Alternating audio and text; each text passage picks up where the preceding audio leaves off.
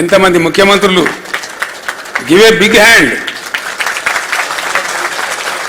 ఎంతమంది ముఖ్యమంత్రులు ఉన్నారు కదా, స్వామిగౌడ్ గారా వారు టీఎన్జిఓ అధ్యక్షులుగా పనిచేసిన ఉద్యమంలో ఉరుగు తొలగించారు.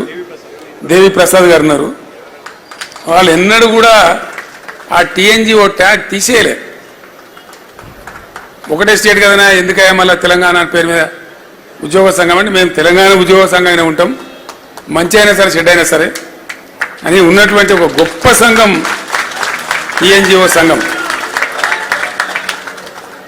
కొద్దిమంది అంటే జయశంకర్ లాంటి వాళ్ళు, టీఎన్జిఓ లాంటి వాళ్ళు అక్కడోళ్ళు తమ పట్టు మీద ఉన్నారు, మనసులో ఉన్న భావాన్ని అట్లా పెట్టుకొని ఉన్నారు, దిక్కుమొక్కు లేకపోయినా ఉన్నారు. ఇట్లా ఉండే తెలంగాణ.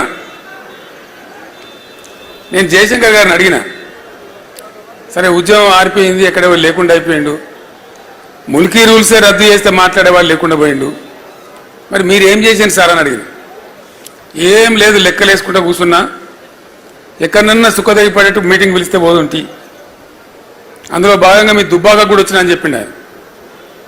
మీ దుబ్బాక ప్రాంతమే కదా, అక్కడ కూడా వచ్చినా అని చెప్పిండు. ఎంతమంది వద్దరు మీ మీటింగ్లో కొని అడిగిన నేను. ఓ 15 మందో 10 మందో 20 మందో వచ్చేది, అక్కడికే మేము తృప్తి పడేది అన్నాడు.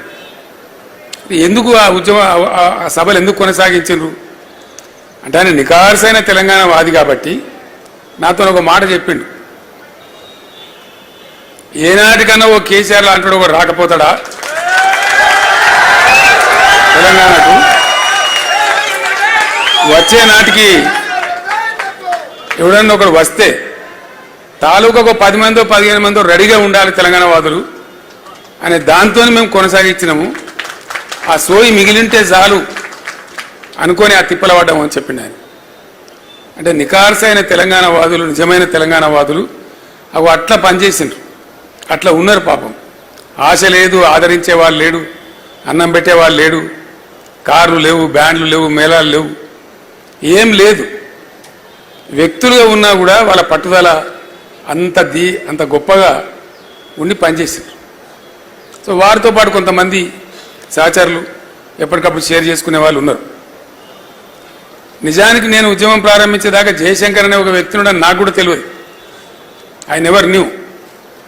ఎంత కూరుకపోయింది పాతాళ లోకంలో అంటే చాలా దారుణంగా. అసలు మనోళ్ళే మొత్తం హైదరాబాద్లో బతుకమ్మ పండుగ ఆడితే మోటు ఆడే పరిస్థితి లేదు. తెలంగాణ బిడ్డలే కానీ బతుకమ్మ ఆడితే ఏమనుకుంటారో ఏందో అనే పరిస్థితి హైదరాబాద్లో. మనోళ్ళంతా ఆనగకాయ బంద్ చేసి సొరకాయని మొదలుపెట్టారు, పుంటికూర బంద్ చేసి గోంగూరను మొదలుపెట్టారు.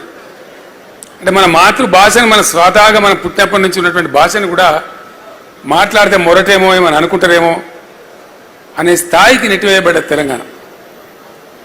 ఘోరాతి ఘోరం. నేను జయశంకర్ గారు ఒకరోజు ఉద్యమంలో తిరుగుతూ ఉన్నాం. ఆ పై ప్రాంతానికి పోయినాము, ఆదిలాబాదో బహుశా ఏ ప్రాంతానికి పోయినామో. తిరిగి హైదరాబాద్ వస్తూ ఉన్నాం.